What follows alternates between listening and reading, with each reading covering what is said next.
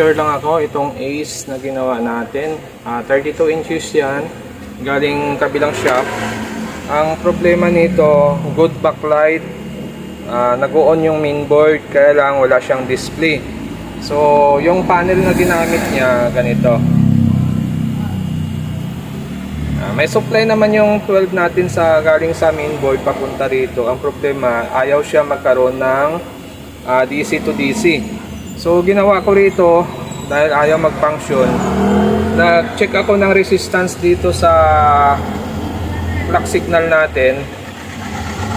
May nasusukat ako rito na 12K, 13K. Kaya ginawa ko, nag-try ako mag-cut ng clock signal natin dito. Yan. Bali, itong side, kinat natin. May leak pa rin siyang 12K, 13K. So lumipat tayo sa kabila, nag-cut din tayo rito. Ganun pa rin, may leak pa rin yung clock signal natin dito. Itong pin na ito, saka ito, maabot siya ng 14, 12, 13K, mga ganon. So dapat M ang resistance nito. So nagtaka ako, nakat ko na magkabilaan na clock signal. Mayroon pa rin siyang leak dito, mababa pa rin yung reading. Kaya ginawa ko, tinry kong i-remove yung IC na yan. Tinanggal natin yung IC na yan. Yan, ito. Ito, tinanggal ko yung IC na ito. So, pagtanggal ko, nag-open circuit na siya. Hindi na siya leak or mababa yung value. Nasa M na lahat ng value nito.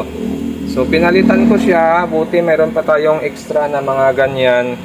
Dahil yung mga board ay nag-iipon pa rin tayo. Pero yung una ko kasing mga board na mga ganito ay naisama ko na sa kalakal.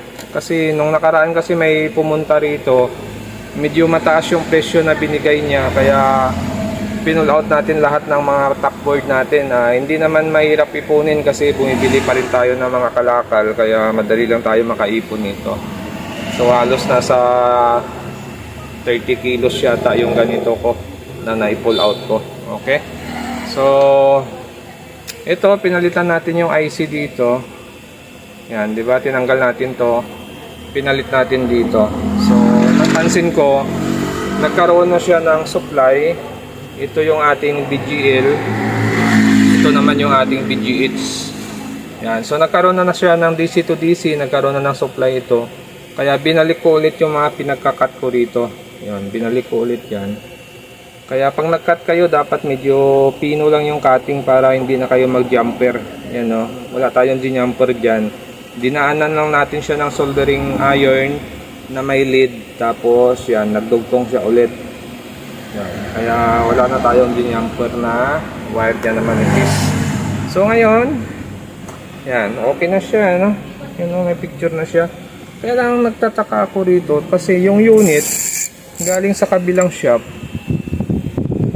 ay walang picture. Pero pagdating dito sa akin, baliktad yung picture. Yun, no? Ito yung baba na side natin. Ito naman yung taas na side ng salamin natin. Pero yung pangalan ng Ace dito sa taas. Kaya pag binaliktad mo yan, baliktad yung picture. Siguro ang nagdala nito or gumawa nitong una, baka pinalitan ng mainboard. Kasi itong panel natin, fit naman siya, hindi pa siya natanggal or natanggal sa dikit dito. Hindi naman nahiwa yung pinakadikit niya dito. So ibig sabihin, yung panel nito, fix na siya sa body. Siguro yung pinalitan dito yung mainboard. Yan, nagpalit siguro ng mainboard to, kaya yan, baliktad yung display natin. Okay, ayusin na lang natin yan. Siguro naman mayroong mirror naman itong board na ito. Okay, sasarado ko lang siya, tapos set up natin yung pagbaliktad ng screen nito. So yun lang, tips ko lang sa mga ganitong top board na gamit. Pag walang DC to DC, check nyo yung clock signal kung mayroong mababa na resistance. Dapat nasa M lahat ng resistance dito. Pag may bumaba siya mga 13, 10K, or 100k, so negative na yon, may leak na yon. Pwedeng dito na gagaling yung leak sa ating source scope, or pwede din dito sa pinaka IC na ito. So yung trouble nito, ang problema itong IC nya. Okay, so ito na, na-set up na natin yung remote natin. Mino lang tayo. Mino 1147. Ayaw. Ulit. Mino 1147. Okay. So, pasok lang tayo dyan. Panel setting. Inaano natin yung backlight. 50% lang tayo. Okay. Tapos, itong mirror, off natin. Yan. So, lumipat na dito. Okay na. Bumaliktad na yung screen natin. Yan, no? Pantay na siya, no? So, okay na. Exit tayo. Exit. Okay. So, ayos na. Lagyan na lang natin ng palabas. Yan. So, okay na siya, no? Yan, no? Nakalagay black screen. Okay. So, hanggang dito na lang yung video natin. So, yun lang ang tips ko rito.